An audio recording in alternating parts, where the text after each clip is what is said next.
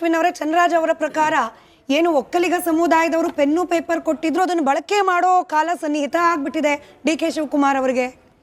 ಅವರು ಎಲ್ಲೋ ಒಂದು ಕಡೆ ಕಾಂಗ್ರೆಸ್ನ ಶಾಸಕರು MLAಗಳಿರ್ಬೋದು MLCಗಳು ಒಂದು ಸ್ವಲ್ಪ ಸ್ಥಿಮಿತ ಕಳ್ಕೊಳ್ತಾರೇನೋ ಎಲ್ಲೋ ಒಂದು ಕಡೆ ಅಂತ ನಮಗೆ ಒಂದು ನೋಡುಗರಿಗೆ ಒಂದು ಸ್ವಲ್ಪ ಎಲ್ಲೋ ಒಂದು ಕಡೆ ಆಗ ಅನಿಸ್ಬಿಡುತ್ತೆ. ಯಾಕೆಂದರೆ ಇಷ್ಟು ದಿನ ಎಲ್ಲೋ ಒಂದು ಕಡೆ ಚಂದ್ರರಾಜ್ ಹಟ್ಟಿಹೊಳಿ ಅಂಥವ್ರಿಗೆಲ್ಲ ಯಮಗಂಡ ಕಾಲ ಇತ್ತ ಅಂತ ಒಂದು ಬೇಜಾರಾಗತ್ತೆ. ಯಾಕೆಂದರೆ ಅವರ ಸಹೋದರಿಯರೇ ಖುದ್ದು ಮಹಿಳಾ ಮತ್ತು ಮಕ್ಕಳ ಕಲ್ಯಾಣ ಸಚಿವರಾಗಿ 1000 ದಿನ ಪೂರೈಸಿದ್ದಾರೆ. ಅಂದರೆ ನೀವು 1000 ದಿನ ಏನು ಮಾಡ್ತಿದ್ರಿ ಸ್ವಾಮಿ? ನಿಮ್ಮ ಸಹೋದರಿ ಬೇರೆಯವರಲ್ಲ, ನಿಮ್ಮ ಮನೆ ಒಂದು ಹೆಣ್ಮಗಳು ಒಂದು ದೊಡ್ಡ ಖಾತೆ ಇದೆ ಅಂತ ಹೆಮ್ಮೆ ಪಟ್ಟು ನೀವು ಆ ಮಾಧ್ಯಮದ ಮುಂದೆ ನೀವು ಹೇಳಿದರೆ ನಾವೆಲ್ಲರೂ ಖುಷಿ ಪಡ್ತಿದ್ವೇನೋ. ಹಾಗೆಲ್ಲ ಹೇಳಕ್ಕೆ ಹೋಗ್ಬಾರ್ದು. ಇಷ್ಟು ದಿನ ಅಶುಭ ಕಾಲ ಇತ್ತು, ಶುಭ ಕಾಲ, ಹಿಂದೆ ಯಮಗಂಡ ಕಾಲ ಇತ್ತು, ಮುಂದೆ ರಾವು ಕಾಲ ಬರುತ್ತೆ ಅನ್ನೋದಿದೆಯಲ್ಲ, ಅದು ಅಕ್ಷಮ್ಯ ಅಪರಾಧ ನೀವುಗಳು ಮಾಡ್ತೀರಾ ಅಂಥದ್ದು. ನಿಮ್ಮ ಕ್ಷೇತ್ರಗಳಿಗೆ ನೀವು ಮಾಡ್ತೀರಾ ಅಂತ ಮೋಸ. ಮತ್ತು 1000 ದಿನ ಆಗಿದೆ. 1000 ದಿನದಲ್ಲಿ ಇವ್ರು ಏನು ಸಾಧನೆ ಮಾಡಿರೋಂಥದ್ದು ಕ್ಲೈಮ್ಯಾಕ್ಸ್ ಹಂತಕ್ಕೆ ಬಂದಿದೆ ಅಂತ ಪುನಃ ಶಾಸಕರು ಅಂತಾರೆ. ನಿಜವಾಗ್ಲೂ ಕೊಟ್ಟಿರೋ ಪ್ರಣಾಳಿಕೆಗಳಲ್ಲಿ ಒಂದಾದರೂ ಒಂದು ಯೋಜನೆಗಳನ್ನ ತಗೊಂಡು ಬರ್ತೀರಾ ಅಂತ ನಾವು, ಯಾಕೆಂದರೆ ಬೇರೆ ಪಕ್ಷದವರು ಆದ್ರೂ ಸ್ಮಿತಾ ಮೇಡಮ್ ಒಂದು ಆಸೆ ಇರುತ್ತೆ. ಒಂದು ಎಕ್ಸಾಂಪಲ್ ಕೊಟ್ಟು ಹೇಳ್ತೀನಿ. ಮೇಕೆದಾಟು ಪ್ರಾಜೆಕ್ಟು ಕಾಂಗ್ರೆಸ್ ಅವ್ರು ಗೆದ್ದರು, 135 ಇದ್ರು, ಇವತ್ತು 139 ಆಗಿದ್ದಾರೆ. ಗೆದ್ದಿದ್ದಾರೆ, 5 ವರ್ಷ ದೊಡ್ಡ ಸಂಖ್ಯೆನಲ್ಲಿ ಇರ್ತಾರೆ. ಮೇಕೆದಾಟು ಪ್ರಾಜೆಕ್ಟ್ ಮಾಡ್ತಾರಪ್ಪ ಅನ್ನೋದೊಂದು ಆಸೆ ಇರುತ್ತೆ. ಯಾಕೆಂದರೆ ಪಕ್ಷಗಳು ಬೇರೆ, ರಾಜಕೀಯ ಬೇರೆ, ಅಭಿವೃದ್ಧಿ ಆಗೋದು ಓವರ್ ಆಲ್ ನಮ್ಮ ಕರ್ನಾಟಕಕ್ಕೆ ಇಷ್ಟ ಆಗಬೇಕು ಅಂತದ್ದು. ಸರಿ, ಮೇಕೆದಾಟು ಪ್ರಾಜೆಕ್ಟ್ ನೀವೆಲ್ಲ ತಗೊಂಡು ಬಂದ್ರಿ? ಕೊಟ್ಟಿರೋ ಪ್ರಣಾಳಿಕೆನಲ್ಲಿ ನೀವು ಹೇಳಲಿಕ್ಕೆ ನಿಮಗೆ ಶಕ್ತಿ ಇಲ್ಲ. 1000 ದಿನ ಆಯ್ತು, ಈಗ ಶುಭ ದಿನ ಬರ್ತಿದೆ, ಬರ್ಬೋದು. ಅಲ್ಲಿಗೆ ಇಷ್ಟು 1000 ದಿನ ಯಮಗಂಡ ಕಾಲದಲ್ಲಿ ಇದ್ರ ನೀವು ಕಾಂಗ್ರೆಸ್ ಅವರು? ನಾನು ಕೇಳೋದು ಪ್ರಶ್ನೆ. ಮತ್ತೆ ಬಿಡಿ, ಬೇರೆ ಭ್ರಷ್ಟಾಚಾರ ಅನ್ನೋದು ಪ್ರತಿದಿನ ನಾವು ಚರ್ಚೆ ಮಾಡ್ತಿದ್ದೀವಿ, ಅದು ಒಂದು ಪಾರ್ಟ್ ಆಗೋಗಿದೆ. ಅದು ಇವಾಗ ಅಧಿಕಾರಿಗಳು ಇವ್ರ ಕೈಯಲ್ಲಿಲ್ಲ, ಅಧಿಕಾರಿಗಳು ಇವ್ರ ಹಿಡಿತದಲ್ಲಿಲ್ಲ ಅನ್ನೋದು ಎಲ್ರಿಗೂ ಗೊತ್ತಾಗೋಗಿದೆ. ಅದನ್ನು ನಾವು ಪುನಃ ಪದೇ ನಾವು ಹೇಳೋಂಥ ಅನಿವಾರ್ಯತೆ ಇಲ್ಲ. ಮಹದಾಯಿನ ಏನೋ ಒಂದು ಕೂತ್ಕೊಂಡು ಬಗೆಹರಿಸ್ತೀವಿ ಅಂತ ಅಂದರು. ನಿಜವಾಗ್ಲೂ ಸ್ಮಿತಾ ಮೇಡಮ್, ಇವತ್ತು ನೀರಾವರಿ ಇಲಾಖೆ ಯಾವ ಮಟ್ಟಕ್ಕೆ ಹಿನ್ನಡೆ ಅನುಭವಿಸ್ತಿದೆ ಅಂದರೆ, ಖುದ್ದು ಮಾನ್ಯ ಡಿ ಕೆ ಶಿವಕುಮಾರ್ ಅವರು, ನಾನು ನಿಜವಾಗ್ಲೂ ಬೇರೆ ಪಕ್ಷದವನಾದ್ರೂ ಡಿ ಕೆ ಶಿವಕುಮಾರ್ ಅವ್ರಿಗಿರೋಂಥ ಒಂದು ಶಕ್ತಿ, ಅವರ ಪರ್ಫಾರ್ಮೆನ್ಸ್, ಅವ್ರ ಹಿಂದೆ ಇದ್ದಂಥ ಪವರ್ ಮಿನಿಸ್ಟರ್ ಹ್ಯಾಂಡಲ್ ಮಾಡಿದ ರೀತಿ ಎಲ್ಲ ನೋಡಿದಾಗ ಇವ್ರು ನಿಜವಾಗ್ಲೂ ನೀರಾವರಿ ಇಲಾಖೆನಲ್ಲಿ ಕರ್ನಾಟಕಕ್ಕೆ ಬಹುದೊಡ್ಡ ಕೊಡುಗೆಗಳನ್ನ ಕೊಡ್ತಾರೆ. ಅಪ್ಪರ್ ಭದ್ರಾ ಪ್ರಾಜೆಕ್ಟ್ ಇರ್ಬೋದು, ಕೃಷ್ಣ ಯೋಜನೆಗಳಿರ್ಬೋದು. ಕೇಂದ್ರ ಸರ್ಕಾರದ ಕಡೆ ಬೊಟ್ಟು ಮಾಡ್ತಿದಾರಲ್ಲ ಸರ್, ಕೇಂದ್ರ ಸರ್ಕಾರ ಕೂಡ ಅನ್ಯಾಯ ಮಾಡ್ತಾ ಇದೆ. ಕೇಂದ್ರ ಸರ್ಕಾರದ ಹೇಳೋಣ, ಈಗ ಅದು ಆ ವಿಚಾರ ಬಂದಾಗ ಕೇಂದ್ರ ಸರ್ಕಾರನೂ ತಗೊಂಡ್ ಬರೋಣ. ಅವ್ರು ಬೇರೆಯವರು, ಇವ್ರು ಹೊರಗಡೆಯವರು ಅಂತ ಅಲ್ಲ. ಇಲ್ಲಿ ದೊಡ್ಡ ಒಂದು ಖಾತೆಗಳನ್ನ ತಗೊಂಡು GBA ಅಂತ ಅದನ್ನ ಕೈಯಲ್ಲಿ ಇಟ್ಕೊಂಡು, ಬೆಂಗಳೂರನ್ನ ಒಂದು ಮಹಾನಗರ ಕೈಯಲ್ಲಿ ಇಟ್ಕೊಂಡು ನೀವು ಸಪ್ಪಗೆ ಕೂರುವಂತ ಅನಿವಾರ್ಯತೆ ಏನಿದೆ? ನಿಮ್ಗೆ ಮುಖ್ಯಮಂತ್ರಿ ಕೊಟ್ರೆ ಮಾತ್ರನೇ ಕರ್ನಾಟಕ ಉದ್ಧಾರ ಮಾಡ್ತೀನಿ ಅನ್ನೋದು ಏನಕ್ಕೆ ನಿಮ್ಗೆ ಈ ಒಂದು ವೈರಾಗ್ಯ? ಬೆಂಗಳೂರು ಅಂತದಿದೆ ಸ್ಮಿತಾ ಮೇಡಮ್, ಇದನ್ನ ವೈರಾಗ್ಯ ಕಾಣ್ತಿದ್ಯಾ ಡಿ ಕೆ ಶಿವಕುಮಾರ್? ಖಂಡಿತವಾಗ್ಲೂ ಹೇಳ್ತಾ ಇದೀನಿ ಸ್ಮಿತಾ ಮೇಡಮ್. ಅಲ್ಲಿರೋಂಥ ಕ್ಯಾಬಿನೆಟ್ ಅಲ್ಲಿರೋ ಎಲ್ಲಾ ಸಚಿವರುಗಳಿಗೂ ಬೆಂಗಳೂರು ಡೆವಲಪ್ಮೆಂಟ್ ಮಿನಿಸ್ಟರ್ ಬೇಕು ಅಂತ ಆಸೆ ಪಡೋರು. ಆಸೆ ಪಡೋದು ತಪ್ಪಲ್ಲ. ಆಸೆ ಪಟ್ಟು ಅವರು ಆ ಖಾತೆ ತಗೊಂಡು ನಿರ್ವಹಿಸೋದಿದೆಯಲ್ಲ, ಜನರ ಹತ್ರ ಶಬಾಷ್ಗಿರಿ ತಗೊಳ್ಳೋದಿದೆಯಲ್ಲ, ಅದು ನಿಜವಾಗ್ಲೂ ದೊಡ್ಡತನ. ಅದು ಇದನ್ನ ನಾನು ಬೇರೆ ಪಕ್ಷದವನಾದ್ರೂ ಮಾನ್ಯ ಡಿ ಕೆ ಶಿವಕುಮಾರ್ ಅವ್ರ ಹತ್ರ ನಾನು ಆಸೆ ಪಡ್ತಿದ್ದೆ ಇದನ್ನ ಮಾಡ್ತಾರೆ ಅಂತ.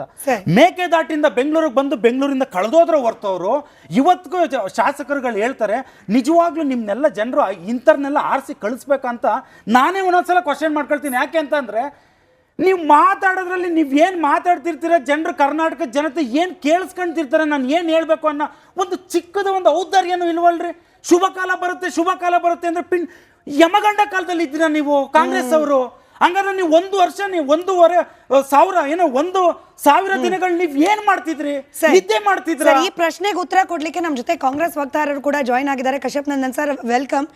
ನಿಮ್ಮನ್ನು ವೆಲ್ಕಮ್ ಮಾಡ್ಲಿಕ್ಕೆ ಮುಂಚೆ ಈಗಷ್ಟೇ ಒಂದು ಬ್ರೇಕಿಂಗ್ ಬರ್ತಾ ಇದೆ ಸರ್, ಬ್ರೇಕಿಂಗ್ ಸುದ್ದಿ. ಅದರಲ್ಲೂ ಡಿ ಕೆ ಶಿವಕುಮಾರ್ ಅವರಿಗೆ ರಿಲೇಟೆಡ್ ಹೇಳಿಕೆ ನೀಡಿದ್ದಾರೆ. ಮತ್ತೊಂದು ಹೇಳಿಕೆ, ಮತ್ತೊಮ್ಮೆ ನಿಗೂಢ ಸಂದೇಶವನ್ನು ರವಾನೆ ಮಾಡಿದ್ದಾರಂತೆ ಡಿ ಕೆ ಶಿವಕುಮಾರ್ ಅವರು.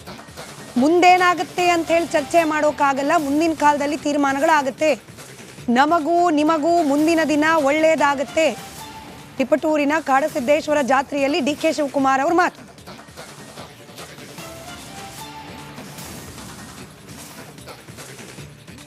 ಮಾನವ ತತ್ವಕ್ಕೆ ಇವತ್ತು ಹೆಚ್ಚಿಗೆ ಶಕ್ತಿ ತುಂಬುವಂಥ ಕೆಲಸ ನಮ್ಮ ವೀರ ಗಂಗಾಧರಜ್ಜ ಅವರು ನಮ್ಮ ಲೋಕಕ್ಕೆ ಒಂದು ಮಾರ್ಗದರ್ಶನವನ್ನು ಕೊಟ್ಟಿದ್ದಾರೆ. ಅವರ ಮಾರ್ಗದರ್ಶನದಲ್ಲಿ ಅನ್ನಿದಂತೆ ನಾವೆಲ್ಲ ಕೂಡ ನಡೀತಾ ಇದ್ದೇವೆ. ಮುಂದಿನ ಕಾಲ ತೀರ್ಮಾನಗಳಾಗ್ತವೆ. ನಾನೇನು ಹೆಚ್ಚಿಗೆ ಇಲ್ಲ. ನಾನು ಇಲ್ಲಿಗೆ ಬಂದಿರೋದು ನಿಮ್ಮಂಗೆ ಶ್ರೀಗಳ ಮಾರ್ಗದರ್ಶನವನ್ನು ಪಡ್ಕೊಂಡು ಹೋಗ್ಲಿಕ್ಕೆ ಬಂದಿದ್ದೇನೆ, ಆಶೀರ್ವಾದವನ್ನು ಪಡ್ಕೊಂಡು ಹೋಗ್ಲಿಕ್ಕೆ ಬಂದಿದ್ದೇನೆ. ಇರೋಂಥ ಶಕ್ತಿ ಪೀಠದ ಆಶೀರ್ವಾದವನ್ನು ಪಡಲಿಕ್ಕೆ ನಾವೆಲ್ಲ ಬಂದಿದ್ದೇವೆ. ನಿಮಗೂ ನಮಗೆಲ್ಲ ಕೂಡ ಖಂಡಿತ ಒಳ್ಳೇದಾಗ್ತದೆ ಅನ್ನೋದು ನಮಗೆ ನಂಬಿಕೆ ಇದೆ. ಆದ್ದರಿಂದ ನಾನು ಹಿಂದೆ ಕೆಲವು ಸಂದರ್ಭದಲ್ಲಿ ಹೇಳಿದ್ದೇನೆ, ದೇವರು ವರನೂ ಕೊಡುವುದಿಲ್ಲ, ಶಾಪನೂ ಕೊಡುವುದಿಲ್ಲ, ಅವಕಾಶ ಮಾತ್ರ ಕೊಡ್ತಾನೆ. ಕೊಟ್ಟಂಥ ಅವಕಾಶದಲ್ಲಿ ನಾವು ಒಳ್ಳೆ ಕೆಲಸ ಮಾಡ್ಕೊಂಡು ಹೋಗೋಣ. ಮಾನವ ಕಶ್ಯಪ್ ಸರ್, ಇದಕ್ಕೆ ಮುಂಚೆ ಚಂದ್ರರಾಜ್ ಹಟ್ಟಿಹೊಳಿ ಅವರು ಶುಭ ಕಾಲ ಬಂದಿದೆ, ಈಗ ಡಿ ಕೆ ಶಿವಕುಮಾರ್ ಅವರು ನಮಗೆ ನಿಮಗೆ ಒಳ್ಳೇದಾಗುತ್ತೆ ಅಂದರೆ ಪ್ಲೇನ್ ಆಗಿ ನೋಡೋದಾದರೆ ಒಳ್ಳೆ ಕಾಲ ಬರಲಿ ಅಂತೇಳಿ ನೀವು ಎಲ್ಲರೂ ಆಶಿಸ್ತೀವಿ. ಬಟ್ ಚರ್ಚೆ ನಡೀತಿರೋದು ಮುಖ್ಯಮಂತ್ರಿ ಕುರ್ಚಿ ವಿಚಾರ ಸರ್. ಈ ಒಳ್ಳೆಯದು ಶುಭ ಕಾಲ ಯಾವುದಕ್ಕೆ ಸಂಬಂಧಪಟ್ಟಂತೆ ಏನು ಸಂಕೇತ? ನೋಡಿ, 4 ಗೋಡೆ ಮಧ್ಯೆ ಡಿಸೈಡ್ ಆಗಿದೆ ಅಂತ ಶಿವಕುಮಾರ್ ಸಾಹೇಬರು ಹೇಳಿದ್ದಾರೆ, DCM ಅವರು ಹೇಳಿದ್ದಾರೆ, CM ಅವರು ಹೇಳಿದ್ದಾರೆ. ಶುಭ ಕಾಲ ಬಂದೇ ಬರುತ್ತೆ, ಆ ದಿನಕ್ಕೆ ಎಲ್ಲರೂ ಕಾಯ್ತಾ ಇದ್ದಾರೆ. ಅದು ಯಾವತ್ತು ಬರುತ್ತೆ ಅಂತ ಹೈಕಮಾಂಡ್ ಡಿಸೈಡ್ ಮಾಡಿ ಹೇಳುತ್ತೆ. ಹೈಕಮಾಂಡ್ ಡಿಸೈಡ್ ಮಾಡಿ ಹೇಳುತ್ತೆ. ಪಕ್ಷಕ್ಕಾಗಿ ಶಿವಕುಮಾರ್ ಸಾಹೇಬರು ದುಡಿದಿದ್ದಾರೆ, ಅದರಲ್ಲಿ 2 ಮಾತಿಲ್ಲ. ಎಲ್ಲರಿಗೂ ಗೊತ್ತು ಶಿವಕುಮಾರ್ ಸಾಹೇಬ್ರಿಗೆ ಕೊಡಬೇಕು, ಮಾಡಬೇಕು ಅನುಕೂಲ ಅಂತ ಇದು ಎಲ್ಲರೂ ಮಾತಾಡಿದ್ದಾರೆ. ಹಂಗನ್ಬಿಟ್ಟು ಪ್ರಸ್ತುತವಾಗಿ DCM ಸಾಹೇಬರು ಹೇಳಿದ್ದಾರೆ, ಪ್ರಸ್ತುತವಾಗಿ ಮುಖ್ಯಮಂತ್ರಿಗಳು ಸಿದ್ದರಾಮಯ್ಯನವರು, ಉಪಮುಖ್ಯಮಂತ್ರಿಗಳು ಹಾಗೂ ಪಕ್ಷದ ಅಧ್ಯಕ್ಷರು ಶಿವಕುಮಾರ್ ಅವರು ಹೈಕಮಾಂಡ್ ಏನು ನಿರ್ಧಾರ ತಗೋತೀವಿ ನಾನು ಮತ್ತು ಶಿವಕುಮಾರ್ ಒಟ್ಟಿಗೆ ಹೋಗ್ತೀವಿ ಅಂತ CM ಹೇಳಿದ್ದಾರೆ. ಮೈಸೂರಲ್ಲೂ ಹೇಳಿದ್ದಾರೆ, ಈ ಸರ್ಕಾರ ಬಂಡೆ ರೀತಿ ಇರುತ್ತೆ, ಕೆಲಸ ಮಾಡ್ಕೊಂಡು ಹೋಗುತ್ತೆ ಅಂತ. ಅಲ್ಲಿ ಮಾತುಕತೆ ಮುಗಿದಿದೆ. ಯಾವ ಸಂದರ್ಭದಲ್ಲಿ ಏನು ಮಾಡಬೇಕೋ ಅದು ಹೈಕಮಾಂಡ್ ನಿರ್ಧಾರಕ್ಕೆ ಬಿಟ್ಟಿದ್ದು, ಹೈಕಮಾಂಡ್ ನಿರ್ಧಾರ ತಗೊಳ್ಳೋದೆ ಅಂತ ಹೇಳಿದ್ದಾರೆ. ಹಾಗಾಗಿ ಎಲ್ಲರಿಗೂ ಆ ಮಾತಿನ ಬಗ್ಗೆ ಏನು ಒಳಮರ್ಮ ಇಲ್ಲ, ಹೊರಮರ್ಮನ ಏನೂ ಇಲ್ಲ. ಅಲ್ಲಿಗೆ ಪೊಲೀಸ್ ಸ್ಟಾಪು ಅವತ್ತೇ ಹೇಳಿದ್ದಾರೆ. ಸುಮ್ಮನೆ ಈ ವಿಷಯನ ಡ್ರ್ಯಾಗ್ ಮಾಡೋ ಅವಶ್ಯಕತೆ ಇಲ್ಲ. ಅಸ್ಸಾಂ ಮೀಟಿಂಗ್ಗೆ ಹೋಗಿದ್ದು ಯಾರು? ಶಿವಕುಮಾರ್ ಸಾಹೇಬರು. ಅಸ್ಸಾಂ ಚುನಾವಣೆಗೆ ಅವ್ರನ್ನ ಇನ್ಚಾರ್ಜ್ ಹಾಕಿದ್ದಾರೆ ಪ್ರಿಯಾಂಕಾ ಗಾಂಧಿ ಮೇಡಮ್ ಜೊತೆ. ಹಾಗಾಗಿ ಅದನ್ನ ಚರ್ಚೆ ಮಾಡಲಿಕ್ಕೆ ಅವರು ಡೆಲ್ಲಿಗೆ ಹೋಗಿದ್ರು, ಇಲಾಖೆ ಬಗ್ಗೆ ಚರ್ಚೆ ಮಾಡಲಿಕ್ಕೆ ಡೆಲ್ಲಿಗೆ ಹೋಗಿದ್ರು. ಹಾಗಾಗಿ ಇದನ್ನು ಮಿಕ್ಸ್ ಮಾಡೋ ಅವಶ್ಯಕತೆ ಇಲ್ಲ. ಅವ್ರು ಹೋಗಿದ್ದು ಚುನಾವಣೆ ಉಸ್ತುವಾರಿ ಅಸ್ಸಾಂ ಬಗ್ಗೆ ಚರ್ಚೆ ಮಾಡಲಿಕ್ಕೆ. ಅದು ಯಾವಾಗ ಏನು ಚರ್ಚೆ ಆಗಬೇಕೋ ಅದಾಗುತ್ತೆ. ಅದು ಕರ್ನಾಟಕದ ರಾಜಕೀಯ ಚರ್ಚೆ ಅಲ್ಲ. ನಿನ್ನೆ ನಡೆದಿದ್ದು ಚರ್ಚೆ ಆಸಾಮಿನ ವಿಚಾರ. ಓಕೆ, ಆರ್ ಅಶೋಕ್ ಅವರು ಹಾಗೆ ಡಿ ಕೆ ಶಿವಕುಮಾರ್ ಅವ್ರದ್ದೇ ಹೇಳಿಕೆಯನ್ನು ಮುಂದಿಟ್ಕೊಂಡು ನಾನು ಪ್ರಶ್ನೆ ಕೇಳ್ತೀನಿ ಸರ್. ಅದಕ್ಕೆ ಮುಂಚೆ ಅವರಿಬ್ಬರ ಹೇಳಿಕೆ ಆಧಾರದ ಮೇಲೆ ಪ್ರಶ್ನೆ ಕೇಳಕ್ಕೆ ಮುಂಚೆ ನೀವೇ ಹೇಳಿದ್ದು ಪ್ರಸ್ತುತವಾಗಿ ಮುಖ್ಯಮಂತ್ರಿಗಳು ಸಿದ್ದರಾಮಯ್ಯನವರು, ಹೌದು, ಅದರಲ್ಲಿ ಯಾರಿಗೂ ಅನುಮಾನ ಇಲ್ಲ. ಆದರೆ ಈ ಪ್ರಸ್ತುತತೆ ಎಲ್ಲಿ ತನಕ ಅಂತ ಅದೇ ಅಲ್ವಾ ಅನುಮಾನ ಇರೋದು? ನೋಡಿ, 4 ಗೋಡೆ ಮಧ್ಯೆ ಡಿಸೈಡ್ ಆಗಿರುವುದು ಆಗಿದೆ ಅಲ್ಲ. ಅದು ಏನಾಗಿದೆ ನನಗೂ ಗೊತ್ತಿಲ್ಲ, ನಿಮಗೂ ಗೊತ್ತಿಲ್ಲ. ಅದು ಶಿವಕುಮಾರ್ ಸಾಹೇಬ್ರೆ ಹೇಳಿದಾರಲ್ಲ, ಅದು ನನಗೂ ಗೊತ್ತು, ಇದು ಸಿದ್ದರಾಮಯ್ಯನವ್ರಿಗೆ ಗೊತ್ತು. ನಿಮ್ಗೆ ಯಾಕೆ ಅಂತ ಮಾಧ್ಯಮದವ್ರನ್ನ ಕೇಳಿದಾರಲ್ಲ. ನೋಡಿ ಹಂಗನ್ಬಿಟ್ಟು ಗೌರ್ನೆನ್ಸ್ ಏನು ಅದು ಇದು ಇದಾಗಿಲ್ವಲ್ಲ. ಬನ್ನಿ ನಾಳೆ ಹಾವೇರಿ ಕರ್ಕೊಂಡು ಹೋಗ್ತೀನಿ ಎಲ್ಲಾರ್ನೂ. ಇಡೀ 75 ವರ್ಷದ ಇತಿಹಾಸದಲ್ಲಿ ಕಂದಾಯ ಇಲಾಖೆ ಕಳೆದ 2 ವರ್ಷದಲ್ಲಿ ನಾವು 2.25 ಲಕ್ಷ ಜನಕ್ಕೆ ಹಕ್ಕುಪತ್ರ ಕೊಡ್ತಾ ಇದೀವಿ. ಬಿಜೆಪಿ ಅವ್ರಿಗೂ ಅಧಿಕಾರ ಇತ್ತು, ಮಾಡಕ್ಕಾಗ್ಲಿಲ್ಲ. ಕಳೆದ 1 ವರ್ಷದಲ್ಲಿ ನಾವು 1 ಲಕ್ಷದ